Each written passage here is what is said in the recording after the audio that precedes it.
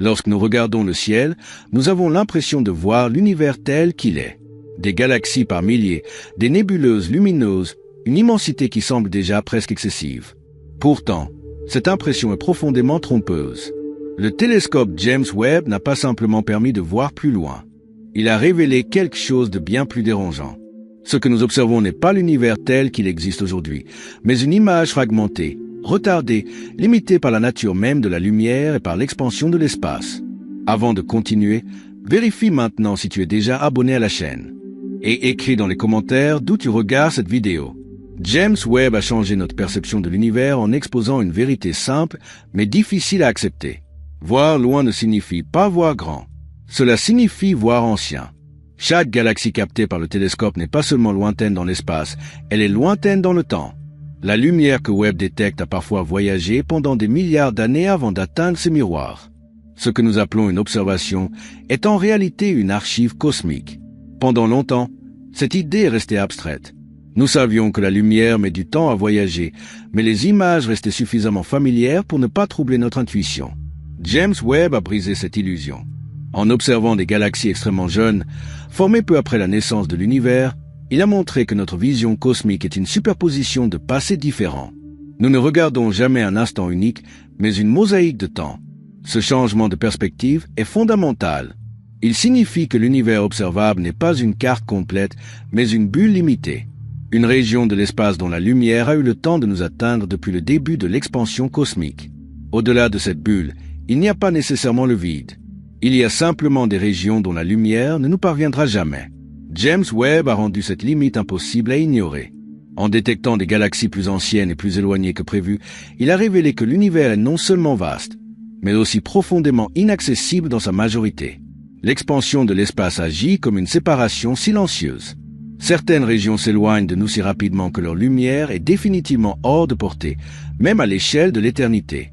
Cette idée bouleverse notre intuition. Nous avons tendance à imaginer l'univers comme un espace statique dans lequel les objets sont simplement éloignés. Mais James Webb montre que l'espace lui-même s'étire. Les distances ne sont pas figées. Elles grandissent. Et cette croissance impose une frontière invisible à notre observation. Ce qui rend ces frontières si troublantes, c'est qu'elles ne correspondent à aucun mur physique. Il n'existe pas de bord de l'univers observable que l'on pourrait atteindre. C'est une limite définie par le temps, par la vitesse de la lumière et par l'histoire cosmique. Une limite qui dépend autant de notre position que de l'âge de l'univers. En révélant des galaxies extrêmement précoces, James Webb n'a pas repoussé ces frontières. Il a montré à quel point elle est contraignante. Même avec l'instrument le plus puissant jamais construit, nous restons enfermés dans une fenêtre étroite sur la réalité cosmique. Une fenêtre qui ne représente qu'une fraction de ce qui existe réellement. Cette prise de conscience change profondément notre rapport à l'univers. Nous ne sommes pas des observateurs extérieurs contemplant un tout. Nous sommes situés à l'intérieur d'un flux cosmique, regardant vers le passé, limité par des lois fondamentales que même la technologie la plus avancée ne peut contourner. À partir de là, une question devient inévitable. Si James Webb nous montre seulement une partie de l'univers, aussi spectaculaire soit-elle, que représente alors tout ce que nous ne verrons jamais? Et surtout, comment cette invisibilité structure-t-elle notre compréhension du cosmos? C'est cette question, plus que la simple distance ou la taille, qui marque le véritable changement de perception apporté par le télescope James Webb. Lorsque l'on parle de la taille de l'univers, une confusion revient sans cesse. Nous mélangeons ce que nous voyons avec ce qui existe réellement. James Webb a mis cette confusion en pleine lumière. Non pas en découvrant un univers soudainement plus grand, mais en révélant à quel point notre vision est limitée par des frontières que nous ne percevions pas clairement auparavant. L'univers observable est souvent présenté comme une immense sphère autour de nous. Une région finie, mesurable, contenant des milliards de galaxies. Mais cette image est trompeuse. Elle donne l'impression que ce que nous voyons correspond à ce qui existe. En réalité, l'univers observable n'est qu'une conséquence de notre position dans le temps et de la vitesse finie de la lumière. Ce n'est pas une limite de l'univers, c'est une lime. James Webb a renforcé cette idée en détectant des galaxies si anciennes que leur existence semblait presque impossible selon les anciens modèles. Ces galaxies se sont formées très tôt, alors que l'univers était encore jeune, dense et chaotique. Leur lumière a commencé son voyage à une époque où ni la Terre, ni le Soleil, ni même notre galaxie n'existaient encore. Ce simple fait suffit à bouleverser notre intuition de l'échelle cosmique. Mais il y a une subtilité encore plus dérangeante. Ces galaxies ne se trouvent pas aujourd'hui à la distance que leur lumière suggère. L'univers s'est dilaté pendant tout le temps que cette lumière voyageait. L'espace entre nous et ces galaxies s'est étiré. Elles sont donc aujourd'hui beaucoup plus éloignées que ce que la durée du voyage lumineux laisse entendre. James Webb rend ce phénomène tangible. Il ne se contente pas de montrer des objets lointains. Il montre des objets qui étaient proches dans un univers beaucoup plus compact, mais qui sont désormais séparés par des distances presque inconcevables. Ce que nous observons est une image figée d'un passé où les règles de l'échelle étaient totalement différentes. Cette distinction est essentielle pour comprendre pourquoi l'univers observable peut avoir une taille bien plus grande que l'âge de l'univers multiplié par la vitesse de la lumière. Ce paradoxe apparent disparaît dès que l'on accepte que l'espace lui-même s'étire. James Webb ne change pas ses lois. Il les rend visibles, presque intuitives, par la profondeur de ses observations. Ce qui est troublant, c'est que cette expansion crée des régions définitivement hors de portée. Certaines galaxies que James Webb observe aujourd'hui sont déjà en train de franchir une frontière invisible. Leur lumière future ne nous atteindra jamais. Nous voyons leur passé, mais leur avenir est déjà séparé d'une autre par l'expansion cosmique. Ainsi, James Webb ne révèle pas seulement l'immensité de l'univers. Il révèle son caractère fragmenté. Un cosmos où chaque observateur est enfermé dans sa propre bulle temporelle et spatiale. Une bulle définie par l'histoire de l'expansion et non par une structure matérielle. Cette idée transforme profondément notre manière de penser la taille du cosmos. L'univers n'est pas seulement grand, il est stratifié dans le temps. Certaines régions sont visibles parce que leur lumière a eu le temps de nous atteindre. D'autres existent tout autant, mais resteront à jamais invisibles, non pas parce qu'elles sont trop loin, mais parce que le tissu même de l'espace nous en sépare. En ce sens, James Webb agit comme un révélateur de limites. Il ne repousse pas indéfiniment l'horizon. Il montre que cet horizon existe, qu'il est fondamental et qu'aucune technologie future ne pourra le franchir. Cela ne réduit pas la grandeur de l'univers. Au contraire, cela la rend encore plus vertigineuse.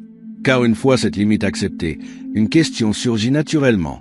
Si l'univers observable n'est qu'une petite portion de ce qui existe réellement, alors quelle est l'ampleur de ce que nous ne verrons jamais? Et comment cette immensité invisible influence-t-elle la structure globale du cosmos? C'est cette prise de conscience, plus que n'importe quelle image spectaculaire, qui continue de transformer notre perception de l'univers à travers le regard du télescope James Webb. James Webb a aussi révélé quelque chose d'encore plus subtil, mais tout aussi déstabilisant. Lorsque nous observons l'univers lointain, nous pensons instinctivement voir les premières étapes d'une histoire simple et progressive. Des galaxies primitives, chaotiques au début, puis lentement organisées au fil du temps. Or, ce que Webb a montré contredit profondément cette intuition. Très tôt dans l'histoire cosmique, bien plus tôt que prévu, des galaxies déjà massives et structurées apparaissent. Elles possèdent des étoiles, parfois en grand nombre, et des formes qui suggèrent une organisation rapide. Cela ne signifie pas que les lois de la physique ont changé, mais que notre compréhension de la vitesse à laquelle l'univers peut produire de la complexité était incomplète. Ce constat change notre perception de l'échelle du temps cosmique. Nous avions tendance à imaginer un univers lent, patient, prenant des milliards d'années pour construire des structures significatives. James Webb montre que l'univers est capable d'agir avec une efficacité surprenante. En un laps de temps cosmique très court, il peut déjà engendrer des galaxies entières. Cette rapidité a des conséquences profondes. Elle suggère que l'univers primitif était bien plus dynamique que ce que nous pensions. La matière ne s'est pas simplement dispersée avant de se regrouper lentement. Elle a interagi, s'est effondrée, s'est organisée dans un environnement dense et énergique. Ce que nous voyons aujourd'hui comme un cosmos étendu et relativement calme était autrefois un lieu de transformation intense. James Webb permet de percevoir cette époque non pas comme une simple phase ancienne, mais comme un univers presque différent. Les distances étaient plus petites, les interactions plus fréquentes, les processus physiques plus violents. Les galaxies que nous observons à cette époque ne sont pas de simples versions jeunes des galaxies modernes. Elles sont les produits d'un régime cosmique distinct. Ce changement de régime modifie aussi notre perception de la taille réelle de l'univers. Si des structures complexes apparaissent si tôt, cela implique que des régions vastes ont évolué simultanément. L'univers devait déjà être immense pour permettre une telle diversité et une telle rapidité de formation. Même lorsque nous regardons vers ses débuts, l'univers ne se présente pas comme un point minuscule, mais comme une étendue déjà considérable. Cette idée est difficile à intégrer intuitivement. Nous avons tendance à associer jeunesse et petitesse, ancienneté et grandeur. James Webb inverse cette relation. Même jeune, l'univers était déjà vaste. Même dense, il contenait déjà des régions suffisamment étendues pour évoluer de manière indépendante. Ce constat renforce une vérité dérangeante. Notre intuition humaine est mal adaptée aux échelles cosmologiques. Nous projetons des schémas familiers sur une réalité qui fonctionne selon des règles très différentes. James Webb agit alors comme un correctif. Il ne se contente pas d'ajouter des données. Il oblige à réviser la manière même dont nous pensons le temps et l'espace. En révélant des galaxies anciennes mais étonnamment développées, Webb montre que l'univers n'a jamais été simple. Même à ses débuts, il était riche, structuré et complexe. Cela signifie que ce que nous appelons l'immensité de l'univers ne concerne pas seulement son étendue actuelle, mais aussi la profondeur et la densité de son histoire. À partir de là, une nouvelle question émerge. Si l'univers était déjà capable de produire autant de structures si tôt, alors combien de régions ont évolué hors de notre regard, suivant des trajectoires que nous ne connaîtrons jamais? Et comment cette diversité invisible influence-t-elle notre compréhension globale du cosmos? C'est cette prise de conscience, à la fois temporelle et spatiale, qui continue d'élargir notre perception de l'univers à mesure que James Webb explore ses profondeurs. James Webb met aussi en lumière une autre illusion profondément ancrée dans notre manière de penser l'univers. Nous avons tendance à imaginer le cosmos comme un ensemble homogène où les mêmes règles s'appliquent partout de la même façon.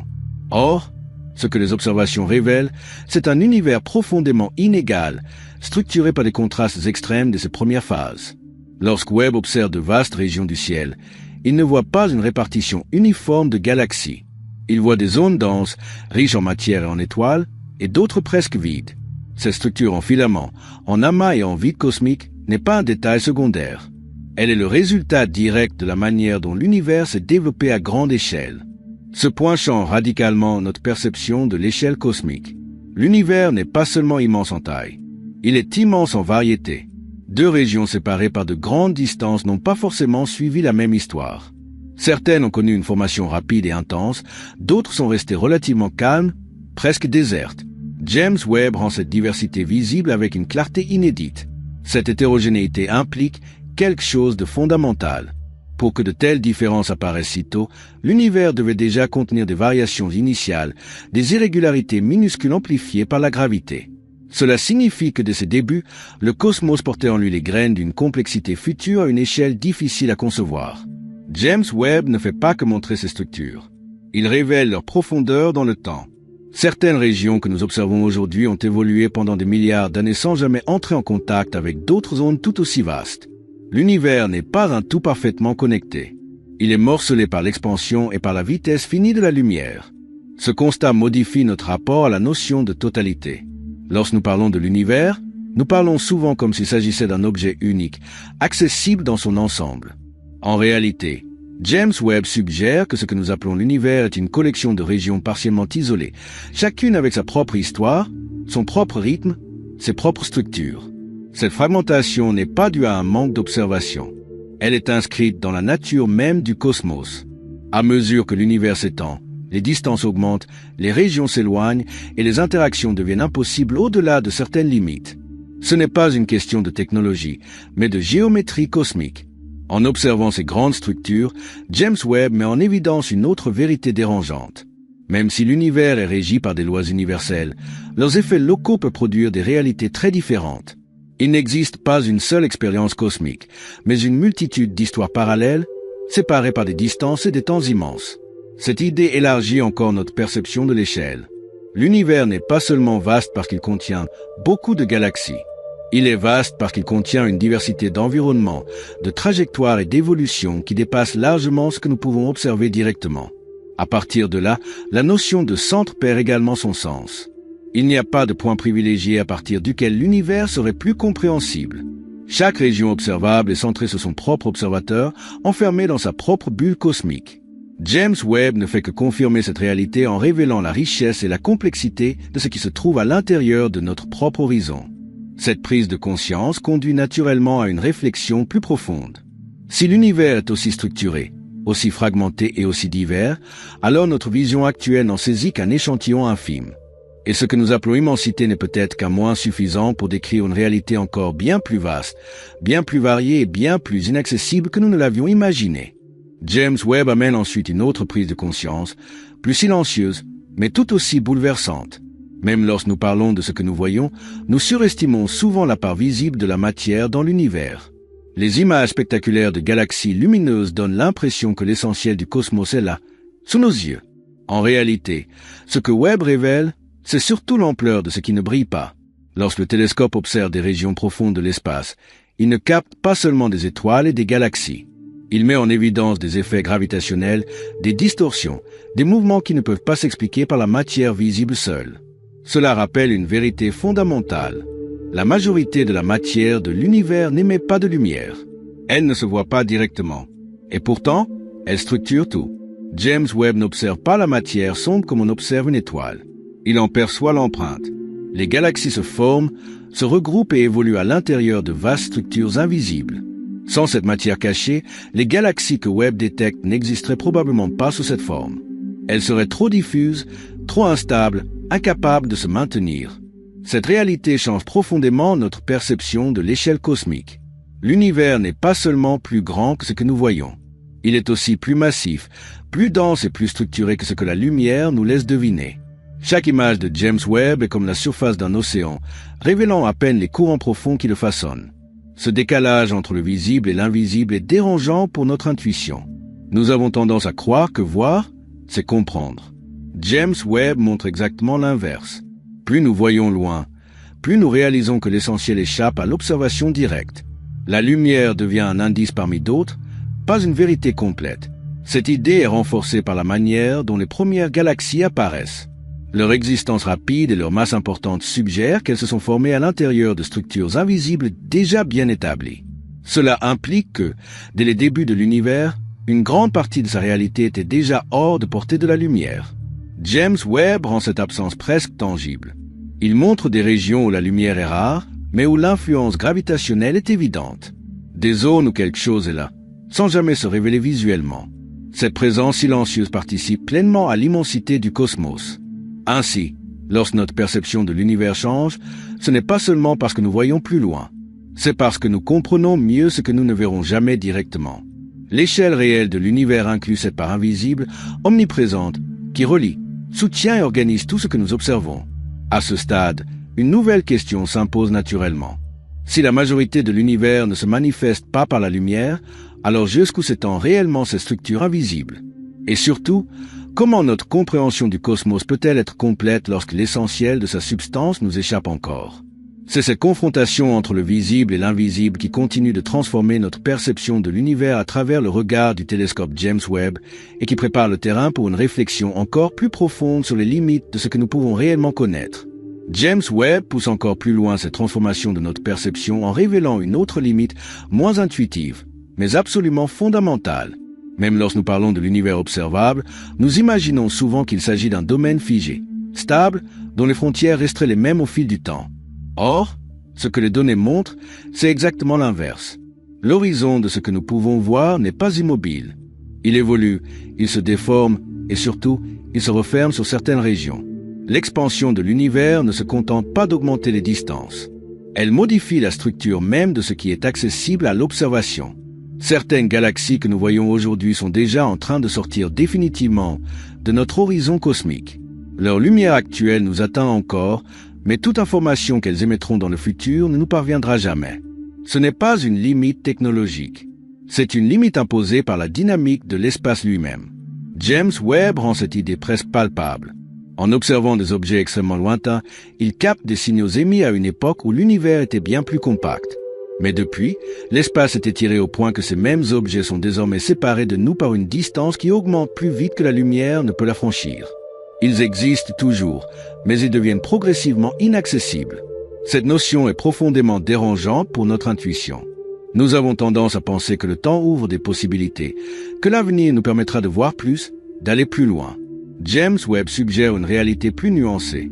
Il y a des choses que nous pouvons voir maintenant, mais que nous ne pourrons jamais revoir. Et il y a des régions entières de l'univers que nous ne verrons jamais, ni aujourd'hui, ni demain, ni dans un futur lointain. Ce phénomène change radicalement notre rapport à l'échelle cosmique. L'univers n'est pas seulement vaste, il est dynamique dans sa séparation. L'expansion agit comme une sélection silencieuse, déterminant quelles régions resteront connectées à notre histoire cosmique et lesquelles deviendront à jamais étrangères. Ce constat donne une nouvelle profondeur aux images de James Webb. Chaque galaxie lointaine n'est pas seulement un objet ancien. C'est un instant fragile, capturé juste avant de disparaître définitivement de notre horizon observable. Il y a une dimension presque mélancolique dans cette idée. Nous assistons à la dernière lumière de régions qui continueront d'exister sans jamais pouvoir interagir avec nous. Cette réalité renforce une vérité essentielle. Notre perception de l'univers est non seulement limitée, mais aussi temporellement conditionnée. Ce que nous voyons dépend du moment précis où nous observons.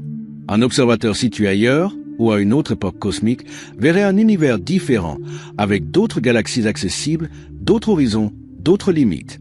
James Webb ne fait pas que cartographier le cosmos. Il nous oblige à accepter que l'univers n'est pas un objet figé que l'on peut embrasser dans son ensemble. C'est un processus en cours où l'accès à l'information est lui-même soumis aux lois de l'expansion. À partir de là, la notion de totalité devient encore plus insaisissable. Même l'univers observable n'est pas un domaine complet et stable. C'est une région transitoire, définie par une histoire cosmique particulière. Et cette prise de conscience modifie profondément notre manière de penser l'immensité. Car si l'univers se fragmente ainsi dans le temps, alors notre vision actuelle n'est pas seulement partielle. Elle est éphémère.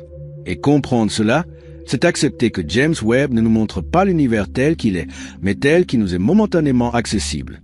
James Webb introduit alors une réflexion encore plus profonde, presque vertigineuse.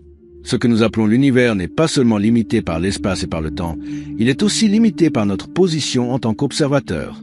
Chaque image captée par le télescope est centrée sur nous, non pas parce que nous occupons une place privilégiée, mais parce que toute observation l'est nécessairement. Cela signifie que chaque point de l'univers possède sa propre vision du cosmos. Un observateur situé dans une galaxie lointaine verrait un univers différent, avec un horizon différent, des régions visibles qui nous sont totalement invisibles, et inversement. James Webb ne révèle pas un univers unique et globalement accessible. Il révèle une réalité profondément relative, où chaque point de l'espace est enfermé dans sa propre perspective cosmique. Cette idée bouleverse notre manière intuitive de penser la totalité. Nous aimons imaginer l'univers comme un objet que l'on pourrait, en principe, cartographier entièrement. Mais l'expansion cosmique rend cette ambition impossible. Il n'existe pas de point de vue extérieur à partir duquel l'univers pourrait être observé dans son ensemble. Toute vision est locale, située, limitée. James Webb met cette relativité en évidence en montrant des galaxies qui semblent similaires, mais qui appartiennent à des régions du cosmos ayant évolué de manière indépendante. Elles obéissent aux mêmes lois physiques, mais leur histoire cosmique est distincte. Leur environnement, leur rythme d'évolution, leur avenir observable diffère du nôtre. Cette pluralité de perspectives implique quelque chose de fondamental. Lorsque nous parlons de l'âge de l'univers, de sa taille ou de sa structure, nous parlons toujours depuis un point de vue particulier. Ces grandeurs ne sont pas des propriétés absolues accessibles dans leur totalité. Elles sont définies par ce que la lumière a pu relier entre différentes régions. James Webb renforce cette prise de conscience en révélant que même les premières galaxies observables ne représentent qu'un sous-ensemble de ce qui existait déjà à cette époque. D'autres régions, tout aussi anciennes, ont évolué hors de notre regard. Elles ont leur propre histoire, leur propre ciel, leur propre univers observable.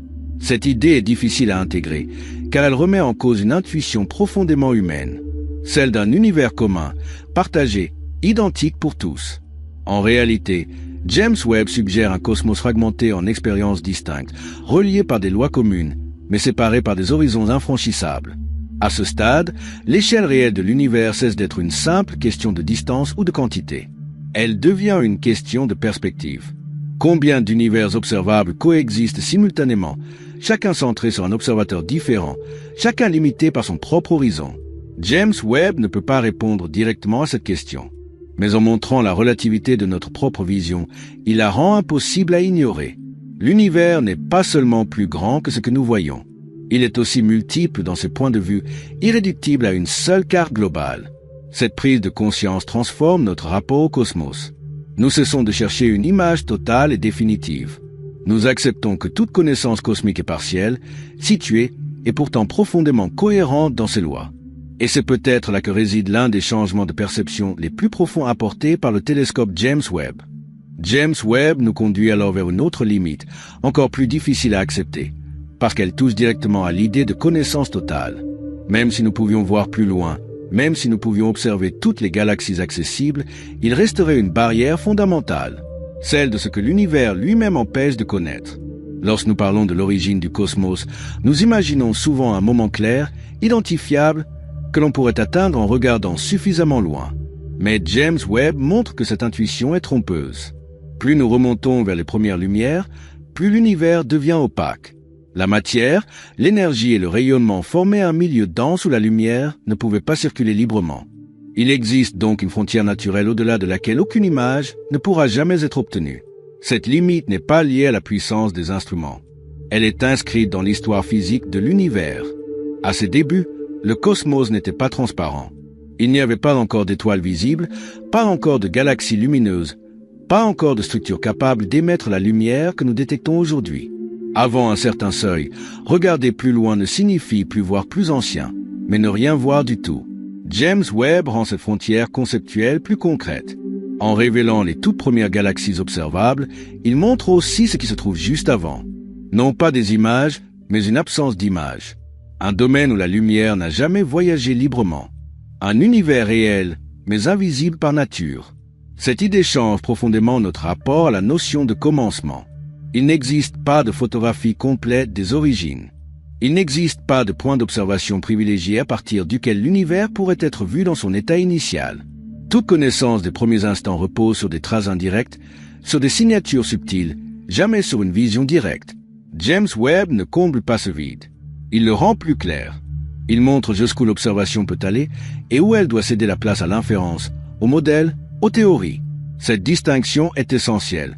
Elle rappelle que l'univers n'est pas seulement immense en taille, mais aussi immense dans ce qu'il refuse de montrer. Cette opacité initiale implique quelque chose de fondamental. Même si l'univers était fini, même s'il avait une taille mesurable, il resterait partiellement inconnaissable. Certaines informations ont été perdues avant même que la lumière puisse les porter. Certaines structures ont existé sans jamais laisser de traces observables directes. Cette réalité est profondément contre-intuitive. Nous aimons penser que le progrès technologique finira par tout révéler. James Webb suggère une vérité plus sobre. Il y a des limites que la technologie ne franchira jamais, non pas par manque de puissance, mais parce que la nature elle-même impose ses frontières. À ce stade, notre perception de l'univers change une fois de plus. L'immensité n'est pas seulement spatiale ou temporelle. Elle est aussi informationnelle. L'univers contient plus d'histoire que ce qui peut être raconté par la lumière. Plus de réalité que ce qui peut être observé. James Webb, loin de dissiper ce mystère, lui donne une forme plus précise. Il nous montre non seulement ce que nous pouvons voir, mais aussi ce que nous ne verrons jamais. Et comprendre ces frontières, c'est accepter que la connaissance cosmique sera toujours partielle, même lorsque nos instruments atteignent leur perfection maximale. Cette prise de conscience prépare le terrain pour une réflexion encore plus profonde. Si l'univers est limité dans ce qu'il montre, alors la question n'est plus seulement ce que nous voyons, mais ce que ces limites disent sur la nature même de la réalité. James Webb nous amène alors à une conséquence encore plus dérangeante, parce qu'elle touche directement à notre place dans le cosmos. Si l'univers est si vaste, si fragmenté, si partiellement inaccessible, alors notre existence se déroule dans une région extrêmement particulière. Non pas centrale, non pas privilégiée, mais située à un point précis de l'histoire cosmique où certaines choses sont encore visibles, encore connectées, encore compréhensibles. Nous existons à une époque où les étoiles brillent, où les galaxies sont actives, où la lumière circule encore entre de vastes régions. Mais James Webb montre que cette situation n'est pas permanente. L'univers évolue vers un état où de moins en moins de choses seront observables. À mesure que l'expansion s'accélère, les galaxies lointaines disparaissent, les structures se fragmentent et le ciel se vide lentement. Cette perspective transforme notre compréhension du présent cosmique. Nous ne vivons pas dans un univers éternellement accessible. Nous vivons dans une fenêtre temporelle. Une période où la complexité est visible, où l'histoire est lisible, où les traces du passé sont encore à portée d'observation. James Webb révèle que cette fenêtre est limitée et qu'elle se refermera progressivement. Ce constat est profondément troublant. Il signifie que notre image actuelle de l'univers n'est pas seulement partielle, elle est transitoire. Les générations futures, dans un avenir cosmique lointain, verront un ciel très différent. Beaucoup des galaxies que nous observons aujourd'hui auront disparu de leur horizon. L'univers leur apparaîtra plus petit, plus vide, plus isolé. James Webb nous permet donc de comprendre quelque chose de rare. Nous observons le cosmos à un moment privilégié de son histoire, non pas parce que nous sommes spéciaux, mais parce que les conditions physiques rendent encore possible une vision large. Cette vision n'est pas garantie. Elle est contingente. Cela change la manière dont nous devrions interpréter nos découvertes. Chaque image profonde n'est pas seulement une exploration de l'espace. C'est un témoignage temporel, une trace d'un univers qui, dans le futur, ne sera plus visible de la même manière. Il y a une urgence silencieuse dans cette observation, non pas humaine, mais cosmique. Cette idée résonne profondément avec la notion de perception. Ce que nous appelons la réalité cosmique dépend de ce qui peut être observé à un instant donné. James Webb nous rappelle que la réalité observable n'est pas figée. Elle se transforme, se contracte, se simplifie avec le temps. À ce stade, la question de l'échelle prend une nouvelle dimension. L'univers n'est pas seulement grand en distance. Il est grand en opportunités perdues. De vastes régions, autrefois observables, deviennent inaccessibles. Et cette perte n'est pas due à une catastrophe, mais à l'évolution naturelle de l'espace. James Webb nous place face à une responsabilité intellectuelle. Comprendre l'univers maintenant, tant qu'il est encore possible de le voir dans sa richesse. Non pas pour le posséder, mais pour en garder la mémoire. Car le cosmos que nous observons aujourd'hui n'est pas celui que verront les observateurs du futur lointain. Cette prise de conscience ajoute une profondeur inattendue à notre perception. Nous ne sommes pas seulement petits dans un univers immense. Nous sommes situés à un moment rare où l'immensité est encore visible. Et cette coïncidence cosmique, James Webb la rend impossible à ignorer. James Webb nous ramène alors à une réflexion finale, plus intime, presque silencieuse. Après avoir élargi notre perception de l'espace, du temps, de l'invisible et des limites de l'observation, une évidence s'impose. L'univers n'est pas seulement immense. Il est profondément indifférent à notre besoin de le comprendre entièrement. Et pourtant, c'est précisément dans cette indifférence que naît le sens de notre quête. Nous cherchons à mesurer l'univers, à le cartographier, à le comprendre dans son ensemble. Mais James Webb montre que cette ambition atteindra toujours une limite. Non pas parce que nous manquons d'intelligence ou de technologie, mais parce que la réalité cosmique est structurée de telle manière que tout observateur est nécessairement limité. Il n'existe pas de point de vue absolu. Il n'existe pas de vision totale. Et cette limite n'est pas une défaite. Elle est une information. Elle nous dit que la connaissance n'est pas une accumulation infinie de données, mais une relation entre ce qui peut être observé et ce qui doit être inféré. L'univers que nous comprenons est toujours un univers partiel, mais cela ne le rend pas moins réel, ni moins profond. James Webb change notre perception de l'univers en nous forçant à accepter cette humilité cosmique. Nous ne sommes pas les spectateurs d'un spectacle complet.